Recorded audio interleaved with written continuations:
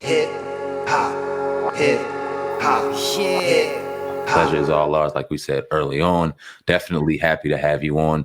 On a somber note, it seems like every time we look at Friday and we talk getting the conversation about a reboot going, another one of the legendary members passed away. We lost Tiny Lister a couple days ago. Mm-hmm. Obviously, you sat beside him. How are you feeling with the loss of Mr. Lister right now? It's unreal.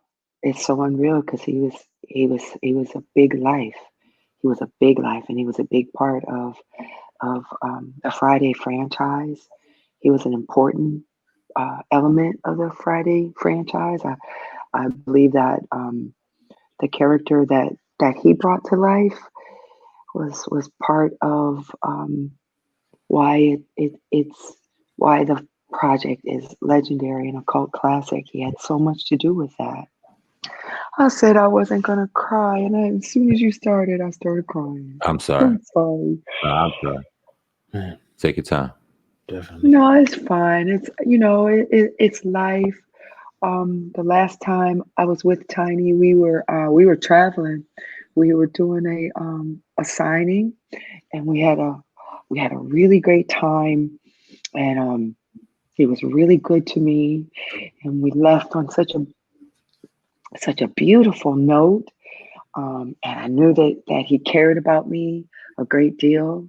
And he always told me, "I'm looking out for you. I'm looking out for you. you know."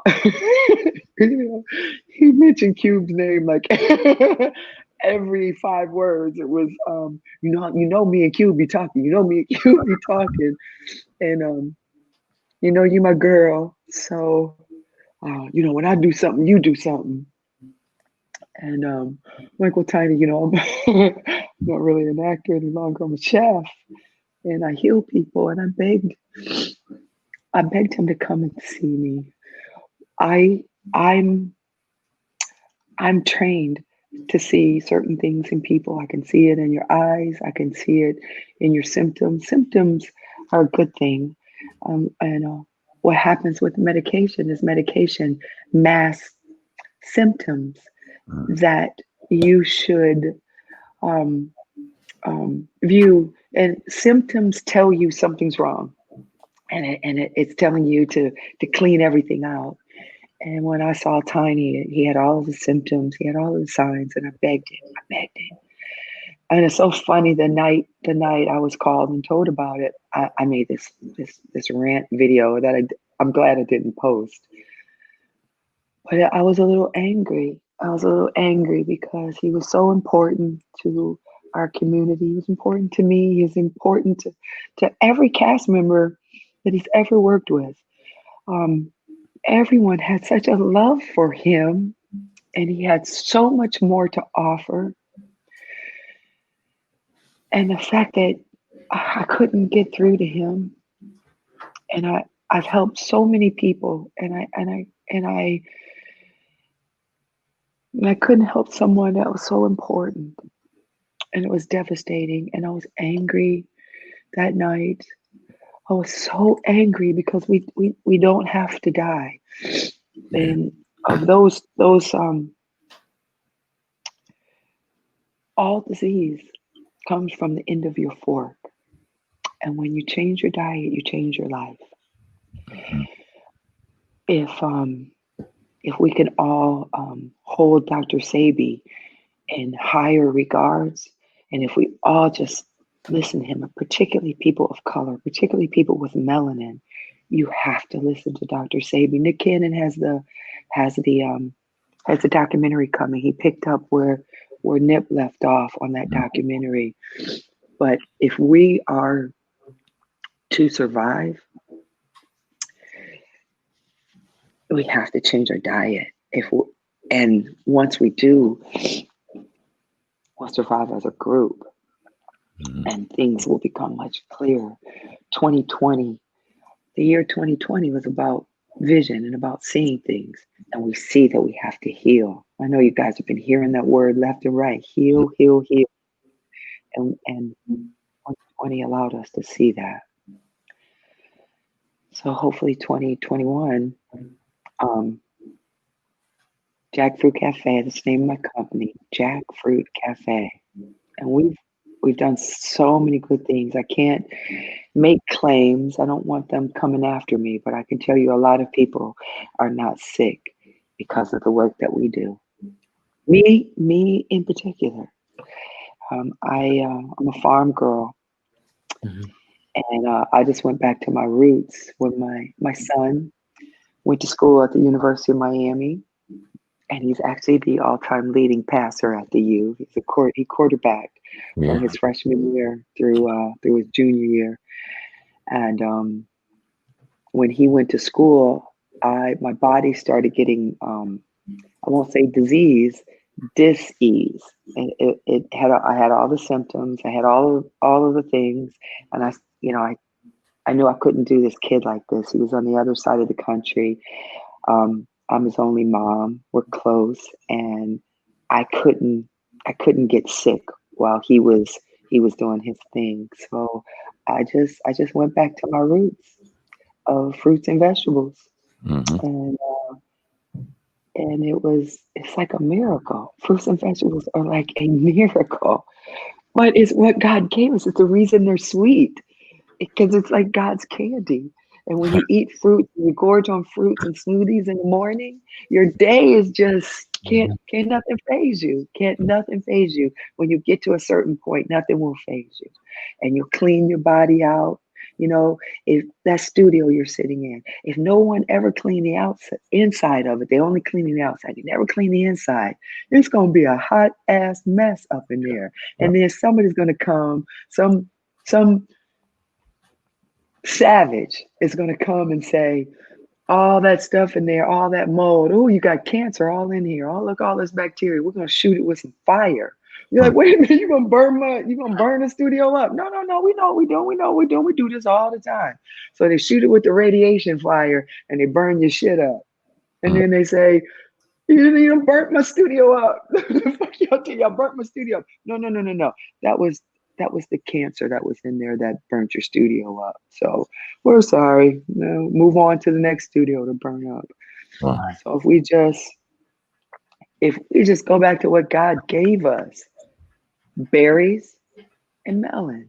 And I just kept telling Tiny, okay, don't come see me, but just gorge on melons. If you're sick, gorge on melons.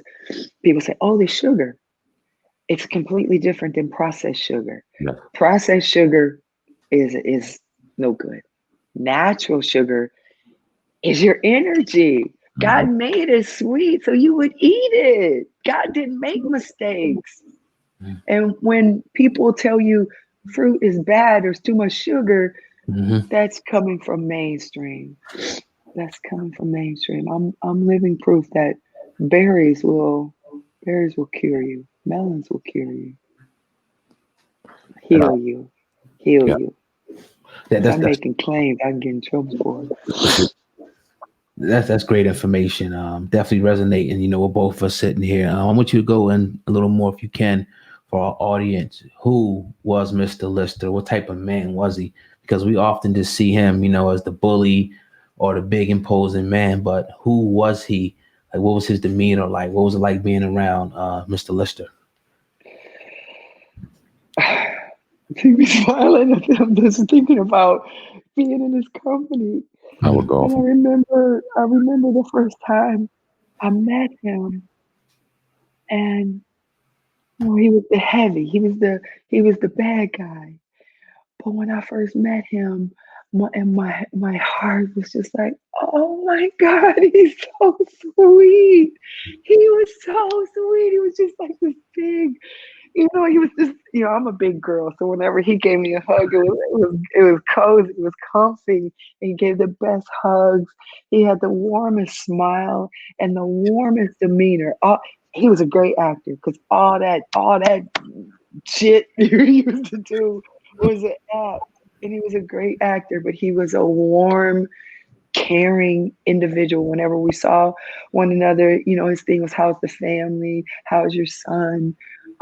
He cared. He was just warm. He was just a warm, sweet thing. I the first time we really kind of interacted, I was MC at a very famous comedy club where a lot of the Black comedians started in Atlanta called the Comedy Act Theater. Mm. It was a hot night. It was hot. And I was hot and I was rolling. I was feeling myself. And I had already roasted half the audience. And here come Tiny trying to heckle me. Right? So I didn't know his shtick. And he would come to the Comedy Act Theater in LA and intimidate the comics. And he would get on stage. He would like come on stage. I had no idea. Dang. So this big motherfucker come to the stage. I'm standing there like, okay, I'm gonna go with this. I'm like, I'm not scared of you. I'm not scared of you. I'm not. This big ass motherfucker put his hands on my throat. Now we're on stage, and I'm still performing, and I still got to keep this show going. Right. And I'm like.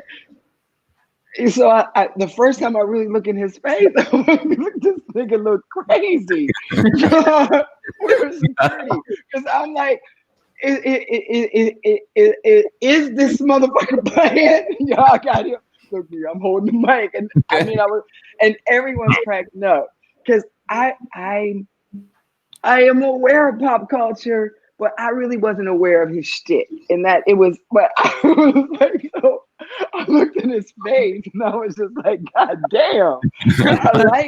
I like ugly niggers, but God damn, nigga. What's wrong with your eyes? The more I talked, the more he was squeezing my throat. I was like, if somebody don't come get this motherfucker. Then I made him laugh. And that broke the ice. He was laughing. He goes, "You funny motherfucker." I was like, "Get your ass off my stage." All right, y'all, coming to the stage. And then afterwards, 3 years later, I played his leading lady. Felicia was his leading lady. Look, I'm still holding the microphone. Still on that jump.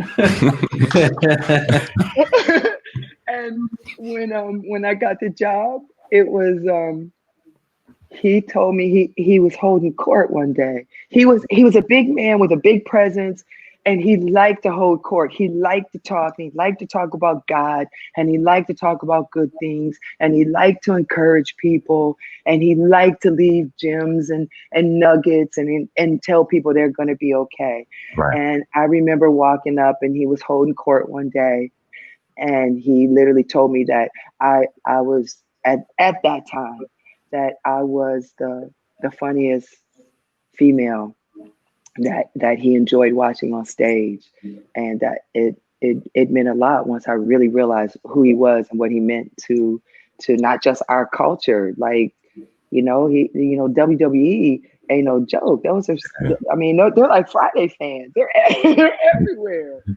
So, he left such a Deebo. We all made the script was perfect. It was a perfect script. Mm-hmm. It had character arcs. The characters are all defined. It was I do have to take this call. I'm sorry. No, do you think? Sophie, is everything okay? Yes, I'm sorry about it. Better hear. But yeah, man, we here on the Hip Hop Uncensored podcast. She's probably should have muted herself, but it's all good, man. We getting it in with Angela Means. I think she's back now. Yeah, I'm sorry. That was the kitchen. So Deebo is not. It's a pronoun. It's a noun. It's a verb. I use it when I talk about the digestive system. The itis is literally Deebo. So the digestive system, when you overeat and when you eat things that you're not supposed to eat, the digestive system's trying to digest it, but it can't because you're not supposed to eat it and it doesn't have enough energy. Your whole body is just energy. So what your digestive system has to do is it has to go Deebo to heart. Give me some of that energy, punk. So now the heart is just like, oh shoot, here, take the shit. So now it's not enough. It's not enough energy to grind shit you're not supposed to eat. So now the digestive system is like, shit, brain, give me some of that energy. And it's like, oh shit, take it. So now we sitting up there half sleepy, We calling it the itis. We laughing and we that close from a heart attack because the digestive system has deboed all the energy in your body to digest some dead animal, some decomposing flesh. So Deebo he's part of American lexicon. And it was because of how Tiny Lister portrayed him. I don't think anybody else could have done that. Like being heavy was something that he really, really enjoyed. He set out to.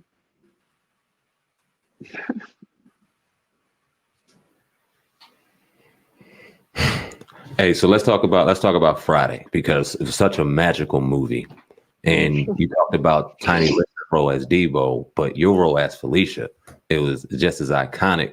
It maybe not have went along with Friday After Next, and I know Deebo didn't take his role into next Friday and then Friday After Next, but in that movie, legendary role. Talk about that. How did you fall into the role of Felicia? Well, I had a list when I got to Los Angeles from Atlanta, and I had modeled all up and down the East Coast. I did I was grateful and honored to work with a lot of designers and do a lot of big shows, stateside.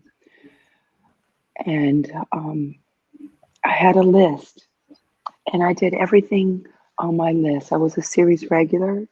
I'm the mom in Cousin Skeeter, which is an iconic project in its own. It's the first and only Black live action puppet show.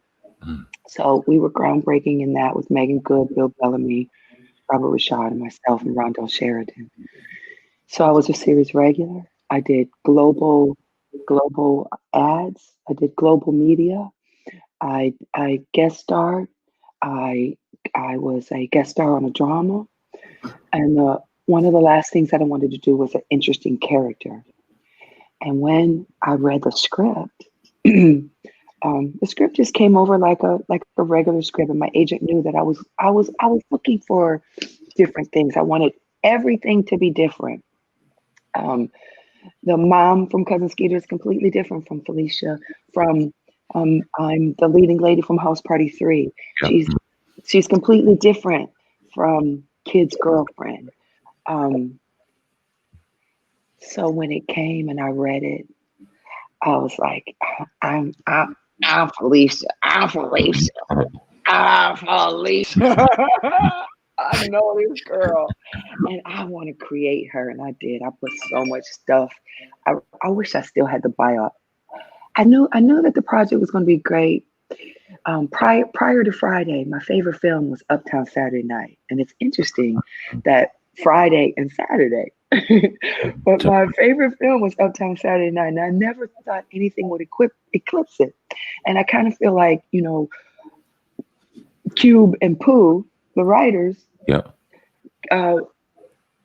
had the energy, wanted to capture the energy from Uptown Saturday Night, because it's very, very, very close. And when I read the script, it was right in the middle of the 90s in Los Angeles, and we were getting such a bad rap here in Los Angeles. Like, all Black people was running around capping each other and rat-a-tat-tatting and putting each other on their backs, and it just wasn't the case. There's a beautiful life for Black America in the hood, and that's what Friday captured. It showed another side of what the media was showing about Black Los Angeles, Black LA life. And yeah, there was the gang element, but there was also these very real people. And when I read it, I was like, oh my God, y'all. So I went in and I did a lot of work. I did a lot of internal work. I became that bitch. Yeah. I was her. And I was working a little bit differently than everyone else. Like I said, I wrote a bio. I wouldn't shower for days. Felicia wasn't a crackhead, but she'd smoke up your weed. Yeah. She'd smoke your whole sack if you let her. And something else too, Felicia wasn't a thief. And Deebo knew that Felicia wasn't a thief. Deebo had anger issues. He had childhood trauma that he was dealing with. He was bullied. You know, his father was a big man, and this was in my bio, and this was why. Wow. And I had the way that I was working, the technique that I was using. I had to find something in Tiny Lister to fall in love with. I had to